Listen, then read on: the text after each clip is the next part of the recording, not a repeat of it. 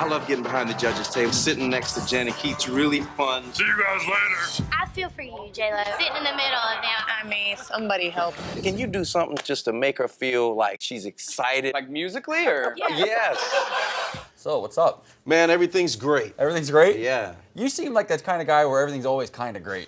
Is that true? I'm glad you have that impression. It seems that way. Everything's not always great. Yeah.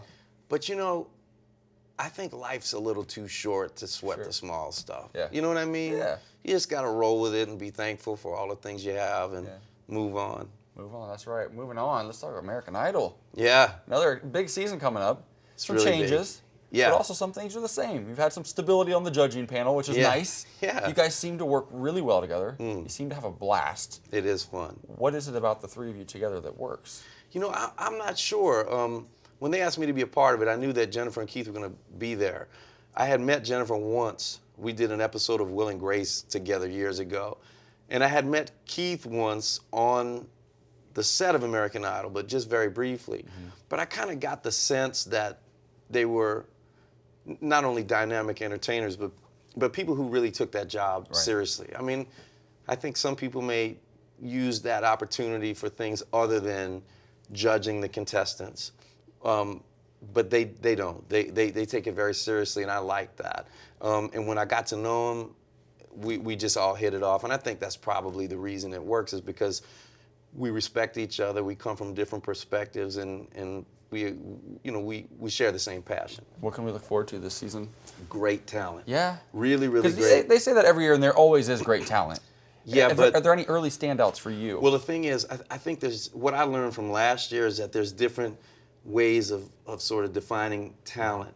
And what American Idol is looking for is not necessarily what some people have in their wheelhouse. Some people are there were some people last year on the show who made it to the top 10 who were really talented, accessible, good players, good singers, but they sort of wilted in the bright lights of that huge stage.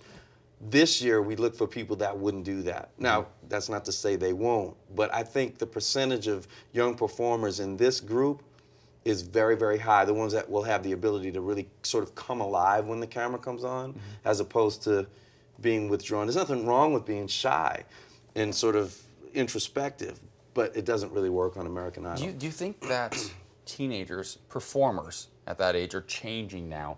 YouTube has made it so much easier for people to get their faces out there and get their voices out there. Do you see a shift in young performers from 10, 20 years ago? Are they more accessible more quickly, or is it It's a good question. difficult for them to transition to television? I think it depends on the individual performer, but I think one of the things that kids have now that people in the past didn't have was the ability to see people love them and hate them so immediately. I mean, people can rip you to shreds, on Twitter, or people can love you. But what they sometimes don't get, it's easy to sit in your room with an iPhone on and play. It's a whole different deal getting out there on that stage. And I think a lot of them, when you didn't have the opportunity to shoot YouTube videos, all you had was the opportunity to go out and do it for real. Now it's a little bit different. I mean, you can reach millions of people and never leave your living room. I like that you brought that up. How important do you think it is, especially for artists at this stage in their career, at this age, how important is positive reinforcement? Because the show has become more positive in recent years. It still has its snarky moments, but it's more positive in recent years. How important is that to a young artist? Well, I don't think it's about even positive and negative as much as honesty. Listen, man, I'm never going to be mean to. I don't like that. I don't like. I'm not going to, I don't. Mean for the sake of being mean. I don't feel comfortable doing that. You look like you're going to say something bad about my outfit. I was looking at your shirt like I happen to love your shirt, but if I didn't, I was going to, you look stupid in that. But you said you loved it. Well, I happen to love it, but Okay, that's I think the way to say it is maybe you should consider some other way. I think there's a way to say something. The problem is we don't get that much time. Right. So when I hear somebody sing and watch them perform, my mind starts exploding with things. There's 1,000 things, specific things about what I think they could do. They could take it or leave it, but these are things that I think may help them consider all the possibilities.